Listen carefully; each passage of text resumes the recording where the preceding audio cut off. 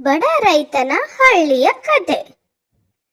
ರಾಮು ಕರ್ನಾಟಕದ ಚಿಕ್ಕ ಹಳ್ಳಿಯೊಬ್ಬನಾದ.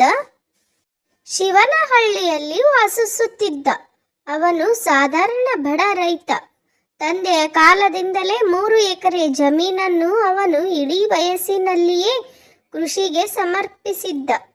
ಕಠಿಣ ಪರಿಶ್ರಮ, ಮಡಿಲಲ್ಲಿ ಮಗುವು, ಹೆಂಡತಿಯ ಕಾಳಜಿ ಇವೆಲ್ಲದರ ನಡುವೆ ಅವನು ದಿನವಿಡೀ ಹೊಲದಲ್ಲಿಯೇ. ಆದರೆ ಕಳೆದ 4 ವರ್ಷದಿಂದ ಮಳೆ ಕೊರತೆಯಿಂದ ಅವನ ಬದುಕಿನಲ್ಲಿ ಕತ್ತಲಂತ ಪರಿಸ್ಥಿತಿ ಉಂಟಾಯಿತು. ಬೆಳೆ ಬೆಳೆದರೂ ಕೊನೆಯ ಕೊಯ್ಲಿಗೆ ಏನೂ ಉಳಿಯುತ್ತಿರಲಿಲ್ಲ. ಸಾಲಗಾರರ ಒತ್ತಡ, ಮಕ್ಕಳ ವಿದ್ಯಾಭ್ಯಾಸ, ಮನೆ ದಿನಚರ್ಚೆ ಎಲ್ಲವೂ ರಾಮುವನ್ನು ಮನಃಶಾಂತಿ ಇಲ್ಲ. ಆ ಸಮಯದಲ್ಲಿ ಹಳ್ಳಿಗೆ ಬಂದ ಕೃಷಿ ಅಧಿಕಾರಿ ಅವನಿಗೆ ಹೊಸ ತಂತ್ರಜ್ಞಾನಗಳ ಪರಿಚಯ ಮಾಡಿದರು. ಮಿಶ್ರ ಬೆಳೆ ಪದ್ಧತಿ ಮತ್ತು ಮಾರುಕಟ್ಟೆಗೆ ನೇರ ಬಿತ್ತನೆ. ಮೊದಲಿಗೆ ಆತ ಅಂಜಿದರೂ ಮುಂದೆ ಧೈರ್ಯವಿಟ್ಟು ಹೊಸ ಪ್ರಯೋಗ ಪ್ರಾರಂಭಿಸಿದ.